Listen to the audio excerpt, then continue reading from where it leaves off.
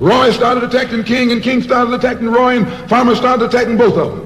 And as these Negroes of national stature begin to attack each other, they begin to lose their control of the Negro masses. And Negroes was out there in the streets. They was talking about, we're going to march on Washington. By the way, right at that time, Birmingham had exploded, and the Negroes in Birmingham, remember, they also exploded. They began to stab the crackers in the back and bust them upside the head. Yes, they did. That's when Kennedy sent in the troops down in Birmingham. So, and right after that, Kennedy got on the television and said, this is a moral issue. That's when he said he's going to put out a civil rights bill.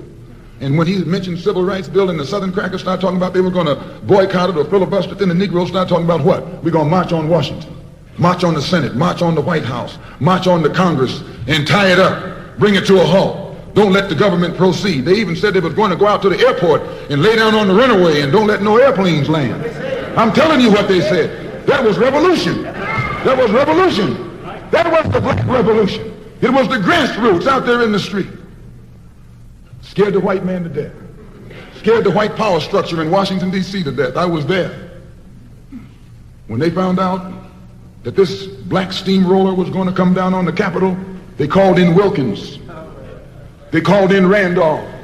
They called in these national Negro leaders that you respect and told them, call it off. Kennedy said, look, you all letting this thing go too far. And old Tom said, boss, I can't stop it because I didn't stop it.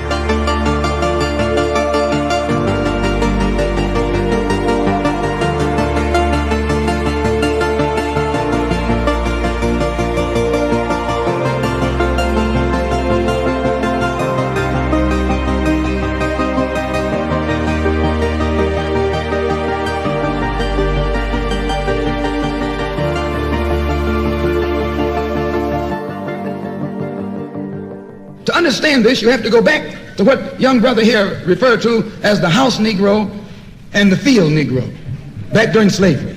There was two kinds of slaves. There was the house Negro and the field Negro. The house Negro, they lived in the house with master. They dressed pretty good. They ate good because they ate his food, what he left. They lived in the attic or the basement, but still they lived near their master. And they loved their master more than the master loved himself. They would give their life to save their master's house quicker than the master would. The house Negro, if the master said, we got a good house here, the house Negro said, yeah, we got a good house here. Whenever the master said we, he said we. That's how you can tell a house Negro. If the master's house caught on fire, the house Negro would fight harder to put the blaze out than the master would. If the master got sick, the house Negro would say, what's the matter, boss? We sick. We sick.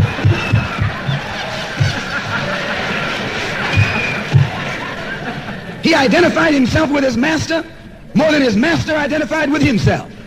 And if you came to the house Negro and said, let's run away, let's escape, let's separate, that house Negro would look at you and say, man, you crazy. What you mean separate? Where is there a better house than this? Where can I wear better clothes than this? Where can I eat better food than this? That was that house Negro. In those days, he was called a house nigger. And that's what we call him today because we still got some house niggers running around here.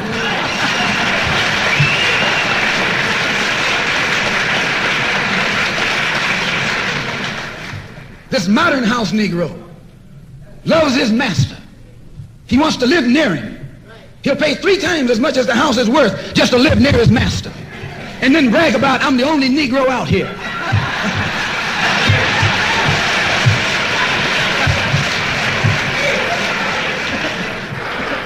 I'm the only one on my job. I'm the only one in this school. You're nothing but a house Negro. And if someone come to you right now and say, let's separate, you say the same thing that the house Negro said on the plantation. What you mean separate? From America? This good white man? Where you gonna get a better job than you get here? I mean, this is what you say. I ain't left nothing in Africa. That's what you say. Why, you left your mind in Africa.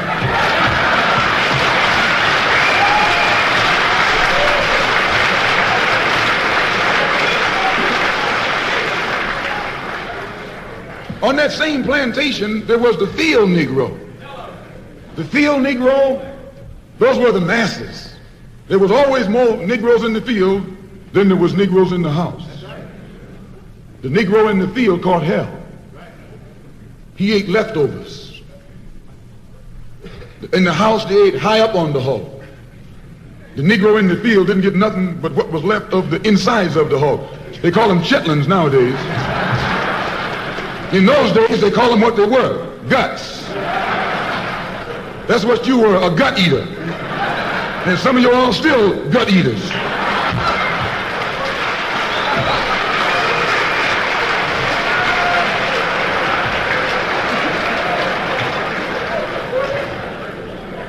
The field Negro was beaten from morning till night. He lived in a shack, in a hut. He wore cast-off clothes. And he hated his master. I say he hated his master. He was intelligent. That house Negro loved his master. But that field Negro, remember, they were in the majority. And they hated the master.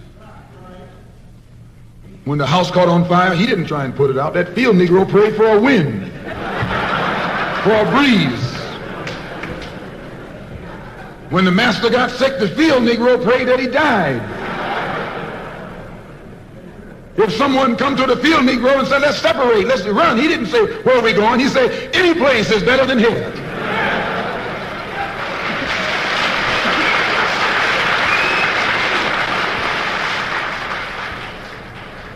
You got field Negroes in America today.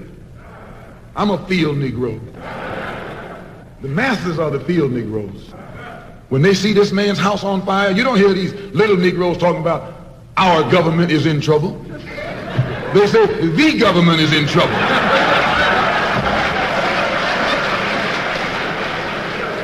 Imagine a Negro, our government.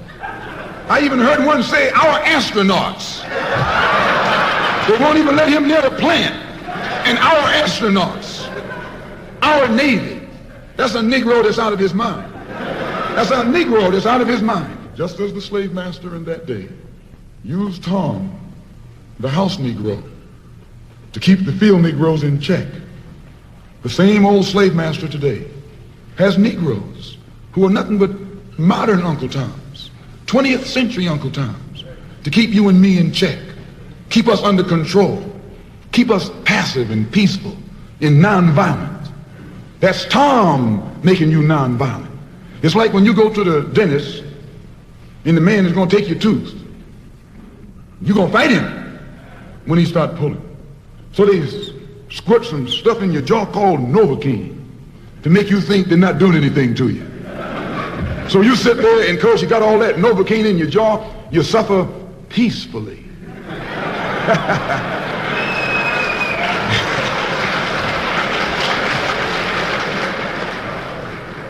Blood running all down your jaw. And you don't know what's happening. Because someone has taught you to suffer peacefully.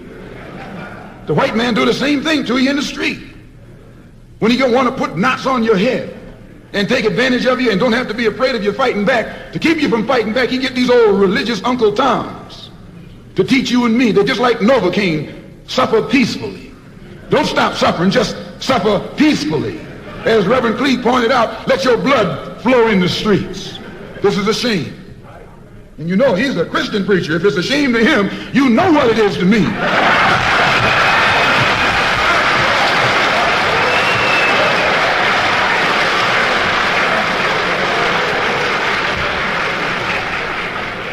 There's nothing in our book, the Quran, as you call it, Quran, teaches us to suffer peacefully. Our religion teaches us to be intelligent, be peaceful, be courteous, obey the law, respect everyone. But if someone puts his hand on you, send them to the cemetery.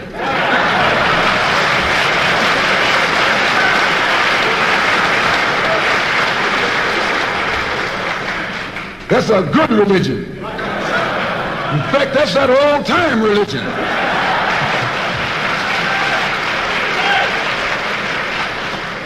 That's the one that Ma and Pa used to talk about.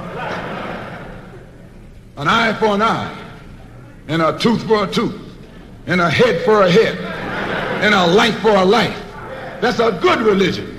And then anybody, no one resents that kind of religion being taught but a wolf who intends to make you his meal. This is the way it is with the white man in America. He's a wolf and you're a sheep. Anytime a shepherd, a pastor, teach you and me not to run from the white man, and at the same time teach us don't fight the white man, he's a traitor to you and me. Don't lay down our life all by itself. No. Preserve your life. It's the best thing you got. And if you got to give it up, let it be even Stephen.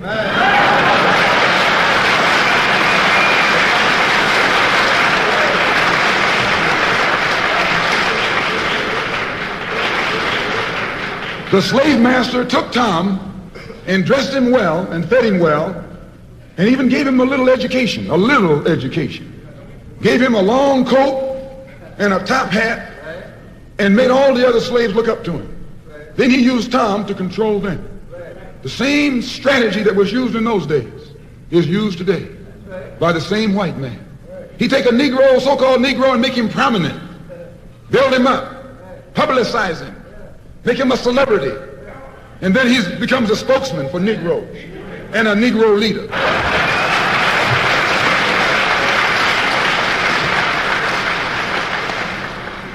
I would like to just mention one thing else quickly, and that is the method that the white man uses, how the white man uses these big guns or Negro leaders against the black revolution. They're not a part of the black revolution. They're used against the black revolution. When Martin Luther King failed to desegregate Albany, Georgia, the civil rights struggle in America reached its low point. King became bankrupt almost as a leader. Plus, even financially, the Southern Christian Leadership Conference was in financial trouble, plus it was in trouble, period, with the people when they failed to desegregate Albany, Georgia. Other Negro civil rights leaders of so-called national stature became fallen idols. As they became fallen idols, began to lose their prestige and influence, local Negro leaders began to stir up the masses. In Cambridge, Maryland, Gloria Richardson. In Danville, Virginia, and other parts of the country, local leaders begin to stir up our people at the grassroots level. This was never done by these Negroes whom you recognize of national stature. They controlled you, but they never incited you or excited you. They controlled you. They contained you. They kept you on the plantation. As soon as King failed in Birmingham, Negroes took to the streets. King got out and went out to California to a big rally and raised about, I don't know how many thousands of dollars. Come to Detroit and had a march and raised some more thousands of dollars.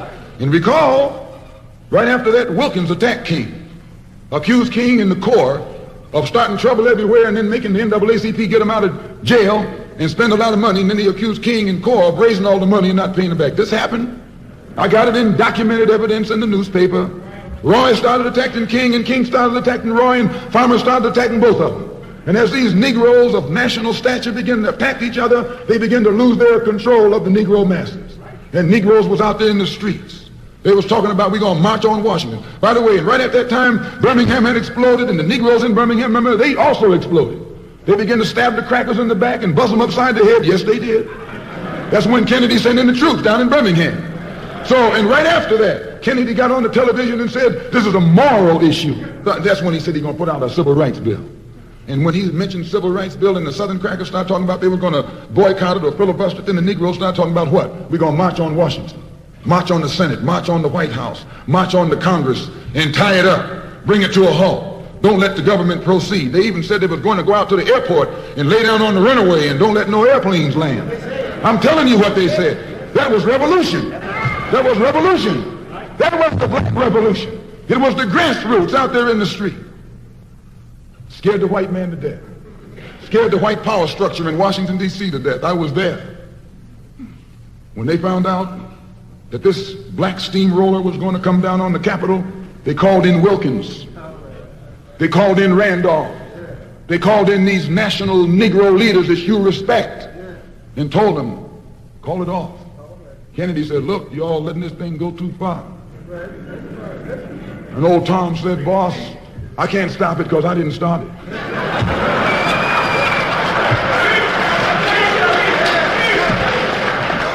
I'm telling you what they said. They said, I'm not even in it, much less at the head of it. They said, these Negroes are doing things on their own. They're running ahead of us. And that old shrewd fox, he said, well, if you all aren't in it, I'll put you in it. I'll put you at the head of it. I'll endorse it. I'll welcome it. I'll help it. I'll join it. A matter of hours went by. They had a meeting at the Carlisle Hotel in New York City. The Carlisle Hotel is owned by the Kennedy family. That's the hotel Kennedy spent the night at 2 nights ago. Belongs to his family. A philanthropic society headed by a white man named Stephen Currier called all the top civil rights leaders together at the Carlisle Hotel and told them that by you all fighting each other, you're destroying the civil rights movement. And since you're fighting over money from white liberals, let us set up what's known as the Council for United Civil Rights Leadership. Let's form this council, and all the civil rights organizations will belong to it. And we'll use it for fundraising purposes. Let me show you how tricky the white man is. And as soon as they got it formed, they elected Whitney Young as the chairman. And who you think became the co-chairman? Stephen Currier, the white man. A millionaire. Powell was talking about it down at the Cobo today. This is what he was talking about. Powell knows it happened. Randolph knows it happened. Wilkins knows it happened. King knows it happened. Every one of that so-called Big Six. They know what happened. Once they formed it, with the white man over it, he promised them and gave them $800,000 to split up between the Big Six, and told them that after the march was over, they'd give them $700,000 more. $1.5 million split up between leaders that you've been following, going to jail for, crying crocodile tears for, and they've nothing but Frank James and Jesse James and brothers.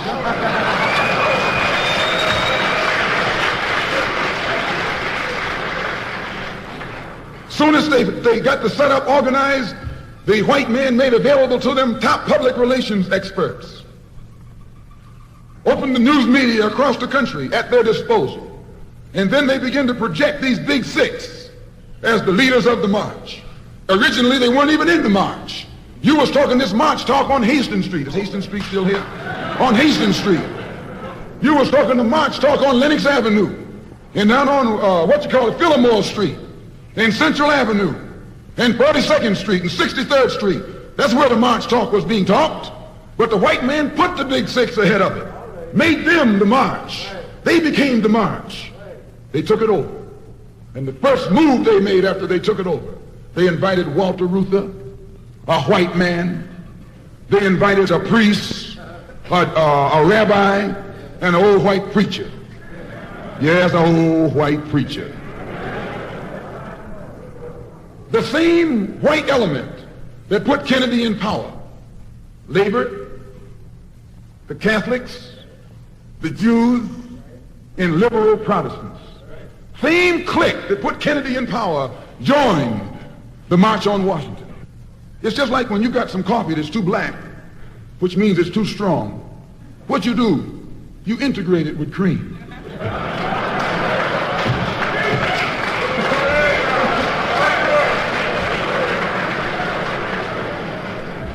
You make it weak. If you pour too much cream in, you won't even know you ever had coffee. It used to be hot, it becomes cool. It used to be strong, it becomes weak. It used to wake you up, now it'll put you to sleep.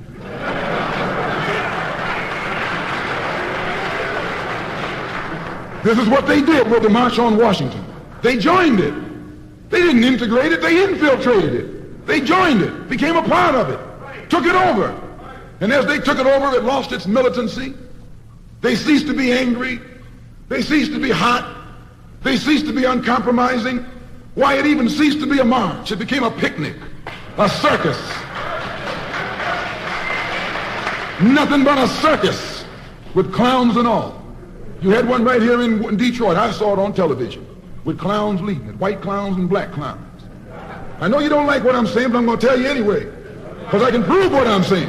If you think I'm telling you wrong, you bring me Martin Luther King and A. Philip Randolph and James Farmer and those other three and see if they'll deny it over the microphone. No, it was a sellout. It was a takeover. When James Baldwin came in from Paris, they wouldn't let him talk because they couldn't make him go by the script. Burt Lancaster read the speech that Baldwin was supposed to make. They wouldn't let Baldwin get up there because they know Baldwin liable to say anything. They controlled it so tight, they told those Negroes what time to hit town, how to come, where to stop, what sign to carry, what song to sing, what speech they could make and what speech they couldn't make, and then told them to get out of town by sundown.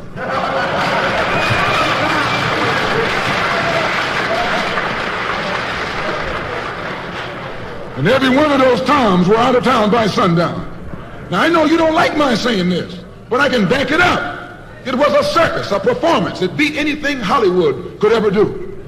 The performance of the year. Ruther and those other three devils should get a Academy Award for the best actors because they acted like they really loved Negroes and fooled a whole lot of Negroes. And the 6 Negro leaders should get an award, too, for the best supporting cast.